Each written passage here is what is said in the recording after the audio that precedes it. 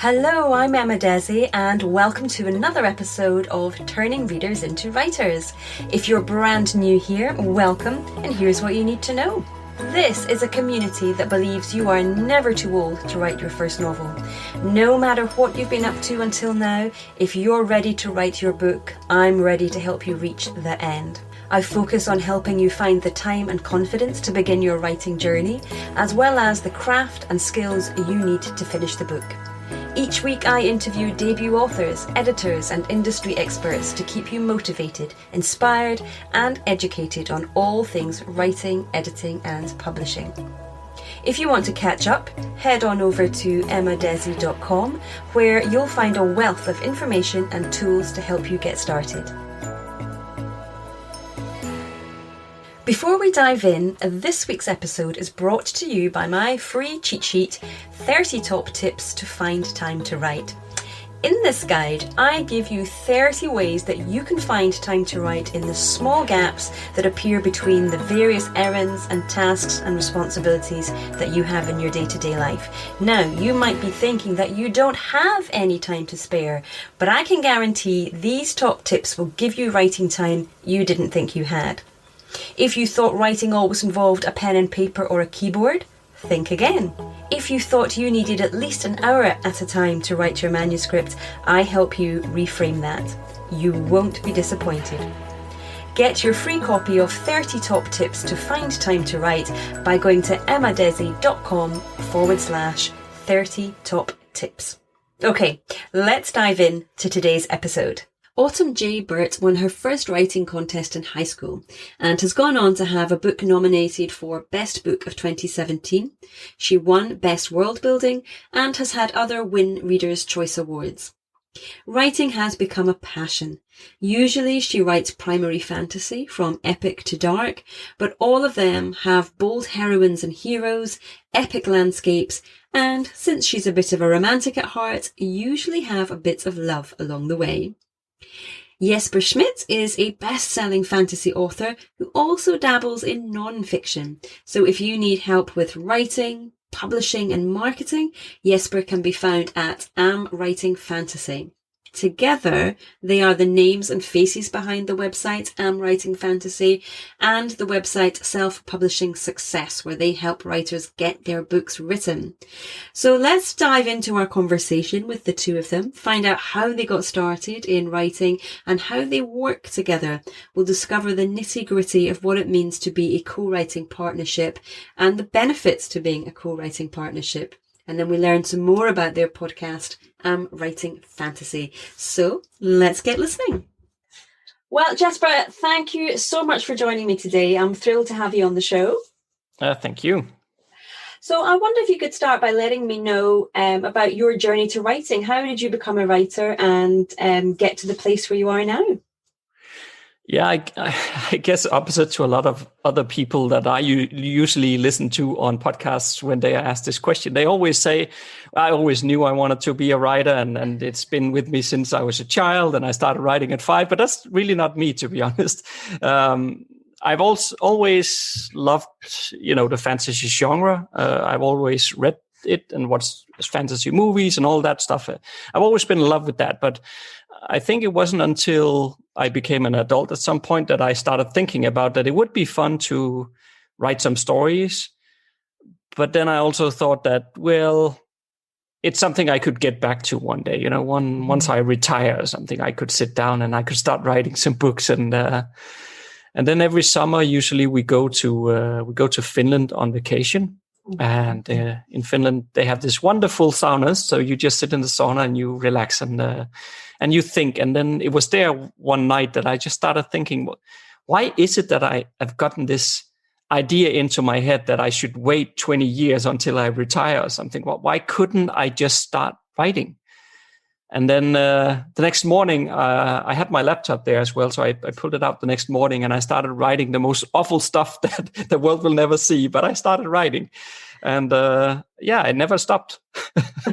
Yeah, it's actually, I've come across a few people now in my podcasting life that have said, it took them a while to realize, actually, this is something I really want to do. It's something I love. Why am I putting this off if I enjoy it? So And I'm a bit like that too. I was I did always know I wanted to write, but it took me a long time to actually make the decision to do it. And then once I made the decision, it was all good. Yeah. Now you write together, not everything, but you do some writing together with your colleague, Autumn J. Birt. And I wonder if you could share with us a little bit, just, how you met and then how you realized that you would be a good writing team, because it's something that not many of us do. A lot of us still are in our garret by ourselves. So what made you kind of want to try at least co-writing?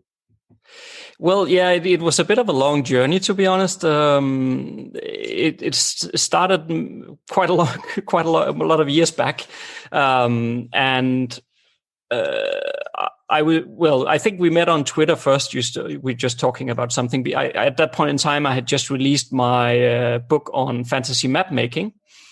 And I think Autumn saw some tweets about that or something like that. And so we ping-ponged a bit there on Twitter.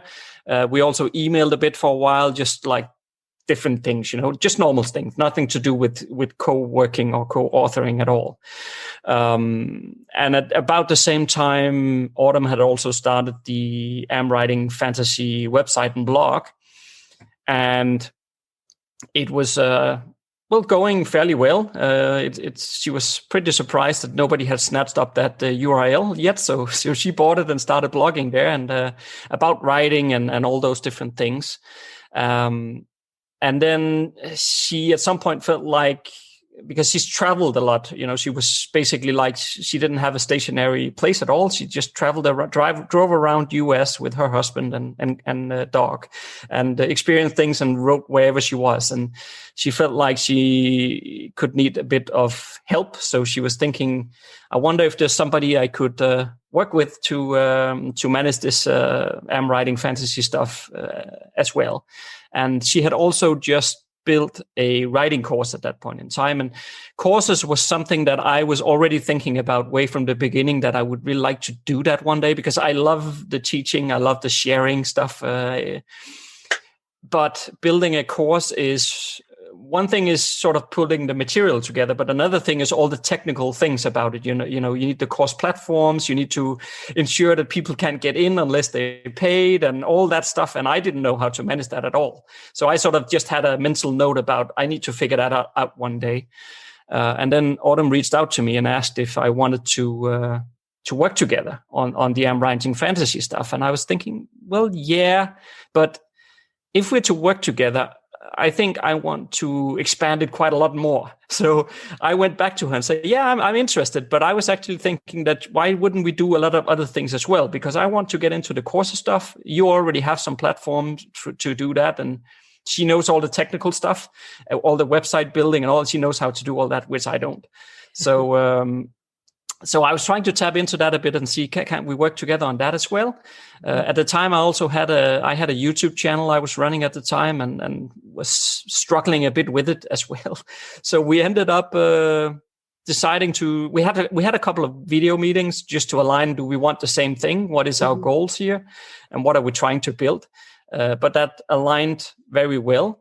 And because of it, then we decided it was probably a good time to start working together. So we actually started only on the nonfiction stuff, meaning that all the Am Writing Fantasy brand is covering everything to do with advice and teaching other authors and so on. So that's actually where we started, and we went like that for a long while. We wrote a couple of nonfiction books together. And then somewhere along the way, we decided, why don't we just write the fiction stuff together as well? So that's what we've started as well. And basically, this 2021, we have fully dedicated to writing fiction together. So that's what we are really doubling down on now. Oh, it's been a journey of discovery for both of you. I like the idea that you've both sort of come to the table with different assets, different skill sets, and have been able to put them together to kind of drive this, both the Am Writing Fantasy and the Success School together as well. So that's it's nice to find someone that you've got those skill sets and that overlap, but also that you've got a common kind of goal, a common ambition for the business as well. Now, before we started recording, we did kind of talk about, or you mentioned that there are a number of benefits to co-writing. So for those of us that don't co-write, what has been your experience so far of the benefits of doing that? Well, there is a number of things. As long as you can work together, of course, that's sort of the starting point. If you're able to figure out how to make things work between you, but I think in terms of benefits, there is. For one, or for a start, there is the fact that when you do the stories and you figure out what is it supposed to be about, or even, of course, we write fantasy, so we also do some world building and all that stuff. You can really challenge each other in terms of trying to find out, is this really the best thing we can come up with? And usually I've at least found that when we do it together, then the end result becomes much, much better and much deeper, because we can... If I default into my standard thinking, I can get challenged on that, and vice versa. Right? So that's always good. And also for us, at least, probably not for everybody, but for us, we're quite lucky in the sense that it just happens so that we like to do the different things. So Autumn loves to do the editing and making everything sound very good and wonderful, and she's very good at it, and adding all the characterizations and so on. And I don't like that, so so I can do my things that I love to do, and she can do her things that she loves to do. So I think that's lucky for us, of course, and maybe not every author co-writing relationship will be like that, but at least it is for us. Yes.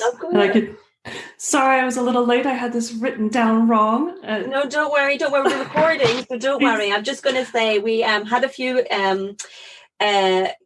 tech things that happens, and including time zones. I know all about those, but just to welcome Autumn onto the show. Glad that you can be with us, Autumn. Thank you so much. It's fantastic to meet you, and I will definitely chip into that question, is that Jasper is also amazingly good at plotting and making sure we have the foundation down. And that's definitely when I was writing my own stuff. I'm not a pantser, but I'm not as big a plotter.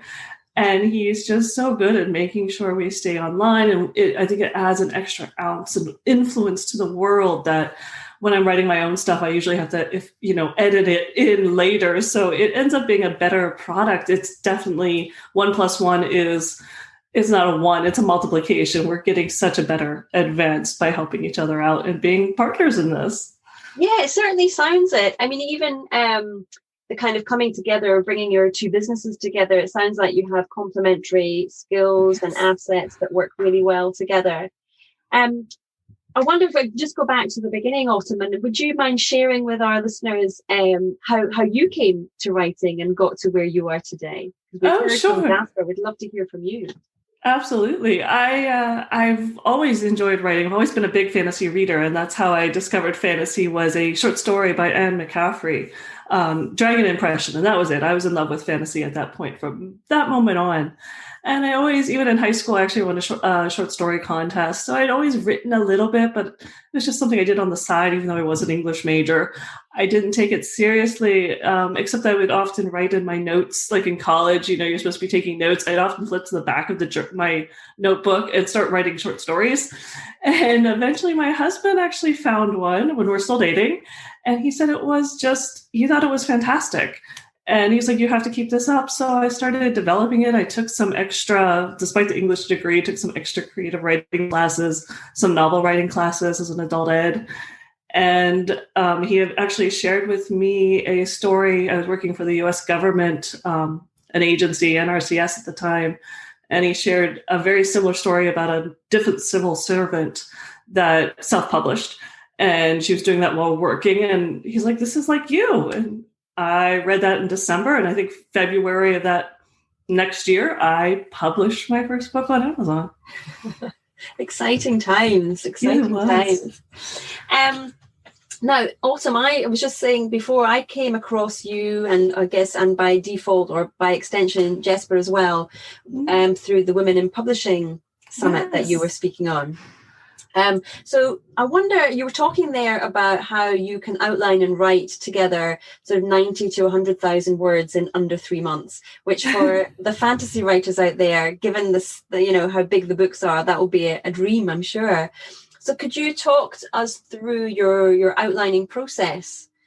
Yes. Well, I mean, Jasper is, we together, we wrote a book on plotting, and it really does step you through it. And I mean, it really comes down to, oh, geez, I don't even know where to start. Go ahead, Jasper. You're the one who, again, he always does the first write through of the book. And we have adapted that. It came from both of our own spheres of how we worked.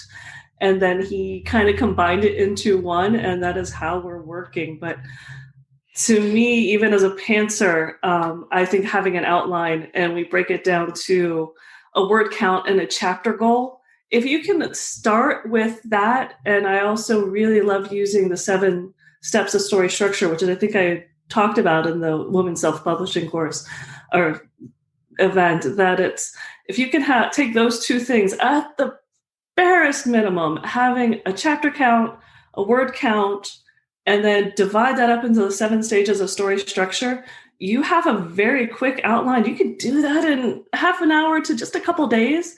And if you're a pantser, then you can dive into it. And if not, Jasper can tell you more about the plotting. So I wonder if I could just ask, though, so as a pantser, you don't find having an outline inhibiting, because, to sort of constraining, or actually is it loose enough that you're able to kind of still be free? It's loose enough, and I'm definitely a hybrid. I think being 100% pantser, Jasper and I both started off as pantsers. We both had the exact same experience. I think I was 3 chapters into my debut novel, and I was totally lost. The characters were lost. I was lost. I didn't know what was going to happen next. And I'm like, you need more structure than this. I could not go blind. And so I had always, even now, if I'm writing on my own, I have a very loose outline where I have an idea of what happens in every chapter, but it might be 2 sentences. Okay. And when I get to that chapter, I fill in some details, like what is the beginning, what's the climax, I make sure there's a chapter structure. Mm-hmm. So it rolls from there, and you have to have some kind of guideposts to make sure you're writing very good chapters, and that you're not going to go back and either dump half your book or waste time on things, because to get it done in 3 months, you do need to have your goalposts and you need to know your map. If we're writing together, you have to have a lot better communication, and we have a much stronger outline. And I think Jasper is more towards the plotter anyway, so it works out really well that way. Yeah, I like the plotting because I hate redoing work. That's like once I'm done with a chapter, I want it to be done. I don't want to go back to it. I'm a layer. I like doing things in layers. So this is where we're totally different. But at least in terms of writing together, I mean, if you write alone, you can probably sort of find your own way through it and find whatever works for you. But at least when you write together, you need to be pretty aligned on where's this thing going? What are we trying to tell with this story and so on? And if you don't have that under control, you are going to rewrite stuff, or you're going to end up like 15 chapters later. One person will say, well, this is not what I thought was supposed to happen. And then you have the problem, right? So we try to actually plot out, fairly detailed in terms of what is going to happen. Not on a chapter by chapter level, but more like, here's the structure of what's going to happen through these 7 pillars of story structure, and how are we going to touch upon each one. I haven't sent it to Autumn yet, but I just finished up the plotting structure or pillars for the next book today. Oh, it's fantastic. So I'm going to email it to Autumn today, but that's 7,000 words just as an example, right? So there is quite some content there but you have to, because you have to sort of figure out not all the details, I was about to say, but at least, even though also details, because especially with the character development and so on, where is this stuff going, and what are we turning this character into? Because we are writing a series as well, so it needs to set up the next book correctly as well. Mm-hmm. So it requires some planning. Congratulations on getting that plan done for today. He loves bringing me these. He loves doing this on even our podcast. He's like, oh, did I not tell you this? It's like, no, you didn't. That is so exciting. I do it on purpose all the time. I know you do. So my next question then would be, so Jasper, you send it to Autumn. Autumn has a look at it and say she's like, not keen on this. How does that discussion go? How do you kind of work out either a change of direction or adding things in or taking things away? How do you negotiate that? Yeah, well, I think for us at least, so far we've been lucky in the sense that we've never really ended up in headbutting anything. We might sometimes have a slightly different view on where we want some, but then we just have a conversation. We have a weekly standing meeting, the two of us. So usually we can just, oftentimes it's minor things, we just work them out over email. Other times we might discuss it during our weekly session. And usually actually I feel like we end up in a third place from where we started. So we end up with like a hybrid thing between what one of us and the other one said, that we're happy with. But I think personally, at least, that if you are co-authoring, you cannot be too precious about your ideas. Because if you only want your way, and then you might not find a writing partner who can write with you, because you have to be a bit open-minded to say, okay, but maybe this, let's explore this other idea a bit, and let's see if it's better. And sometimes it's not, and that's sometimes when we end up with the third version. Or sometimes one of us just says, okay, you're right, and then that's it.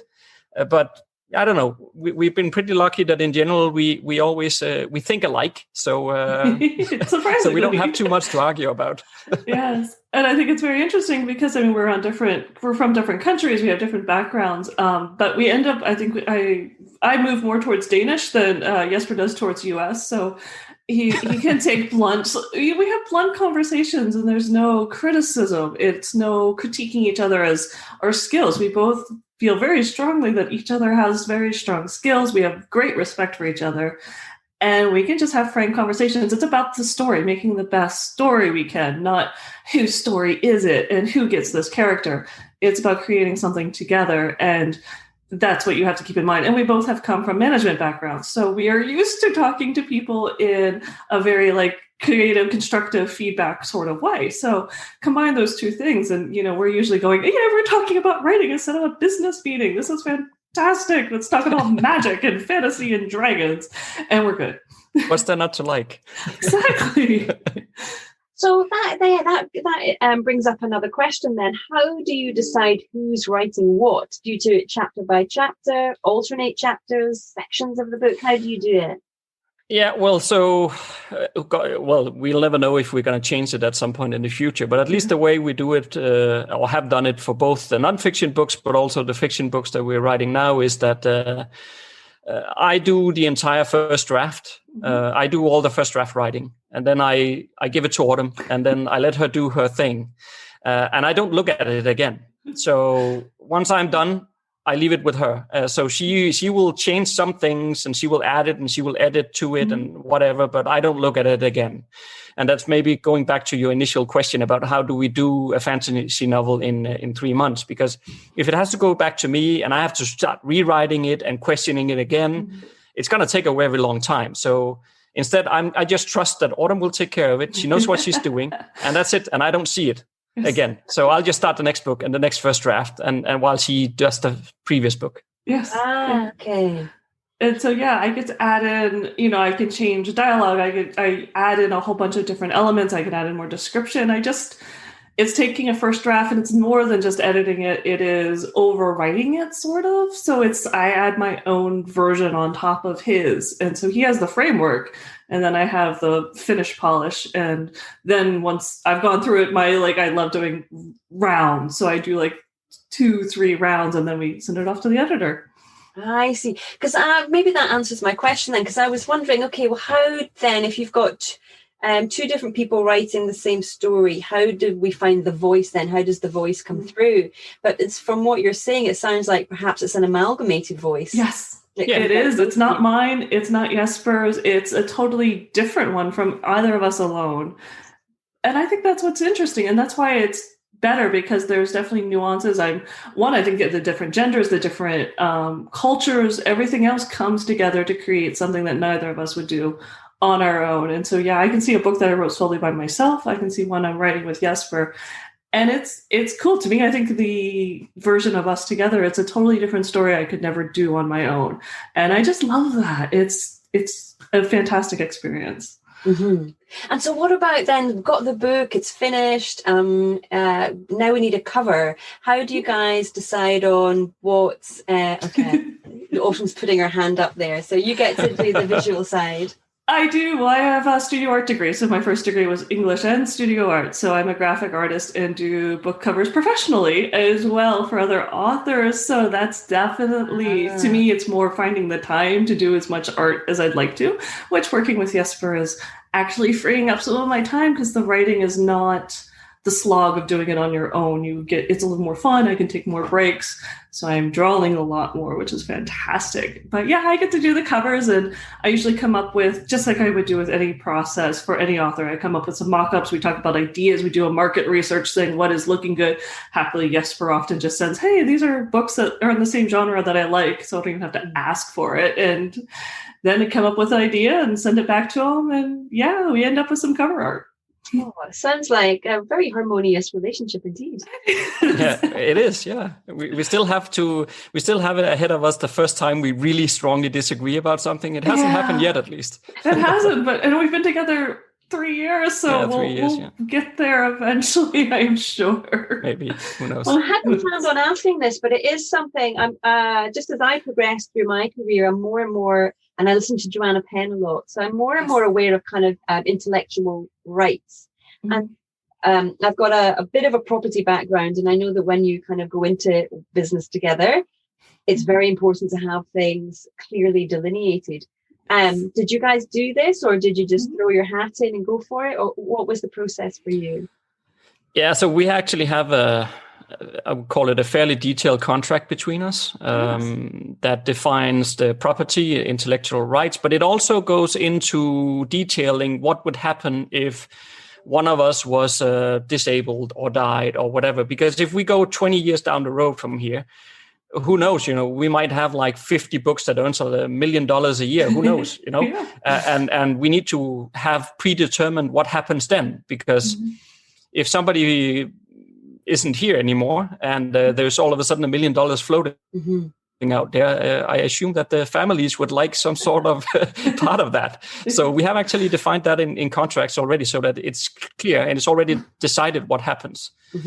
Also, if one of us would want to bring in a third party at some point for whatever reason, the contract also says how's that supposed to work and so on. So we tried, there's probably something we've forgotten, but we tried to cover all our bases in that contract so that there's no reason to argue about it, because it says right there how it's supposed to work. Yes. And I think that was very much, if we couldn't have gotten through that initial paperwork, how are we going to get through, years of business together? So I think it's very foundational if two authors are going to work together to figure that out beforehand, because if you can't handle that conversation when it gets to something you're passionate about, and maybe you're not thinking, you're like, I have to have the character do this, this has to happen.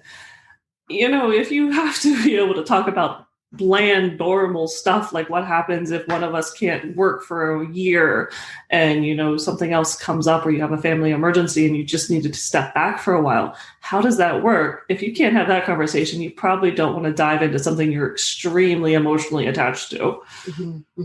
Yeah, thank you for sharing that with us, because I think it's a really important part of any business relationship. But when you're in the excitement of finding someone new to write with, it can be easily forgotten. So thank you for sharing that with us. But I'll move on to something less. And also, no, I just wanted to say that it was just a side remark to what you said, but I just wanted to say that it's also 1,000,000 times easier to discuss those things when you're not in the middle of an argument about it. Right? But predefining them in the contract, when everybody's calm, there is no situation. So you can just define this is how it's supposed to work, and you're very calm about it, right? So it's 1,000,000. Just lay it down in the contract, and it's out of the way, and you don't have to discuss it the day the house is on fire. Good analogy. So I'm going to move on a little bit now to asking you about your podcast, because you guys do a podcast together called I'm Writing Fantasy. So could you tell us a little bit about it and what listeners might expect from it? Oh, absolutely. We just recorded episode 124, and I only know that because I was thinking when we passed 1, 2, 3, I'm like, we'll never be at 1, 2, 3 again. It's fun. But I mean, before that, we actually had a YouTube channel, but we moved into doing a podcast, and I love it. I love having the podcast. It's a much different format, less B-roll, which I didn't even know what it was until Jasper had explained it to me what B-roll was. I did not come from a film background. I came from painting oil paints onto canvas background. So they don't move.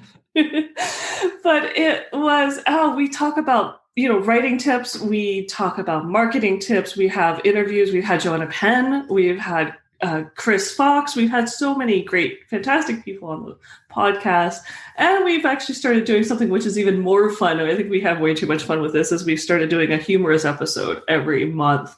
And they're usually competing lists of usually like the worst magic system ever or the worst world. And so I think the listeners like it, but I know we do too. And do you find that you get... We have a lot of fun. Do you find that you get only fantasy readers and writers, or actually you get people from all different genres? That's a good... I guess it's pretty much marketing, yeah. Yeah, well, it's pretty much it is called Am Writing Fantasy because we're trying to speak to fantasy authors, obviously, but it is really for any genre because we talk about writing and book marketing and publishing and stuff like that in general. Yes. So, there's nothing in book marketing that is specific to fantasy versus writing horror or romance or whatever. It doesn't really matter. So, yeah. Just the worst magic systems usually are the ones that'll come up. But those are more fun because then you get to pick on they're just fun. Yeah. But characters, all the other things we talk about are definitely platform-wide and what every author is facing these days. Mm-hmm. Well, I'll be sure to put a link so that people can find it easily in the show notes. So, Jasper, you mentioned that you've done the outline of something. And my next question is going to be, what are you both working on, either together or independently? Yeah, so, I just mentioned the outline. So at the moment, 2021 is dedicated to fiction writing. So we have already co-written and made a short story available in a brand new fantasy world that we've created, which is the idea is that it'll host all our books and stories, that world. So we have a short story already made available. The first draft of book 1 in a new series has been written, and Autumn is doing her thing with that.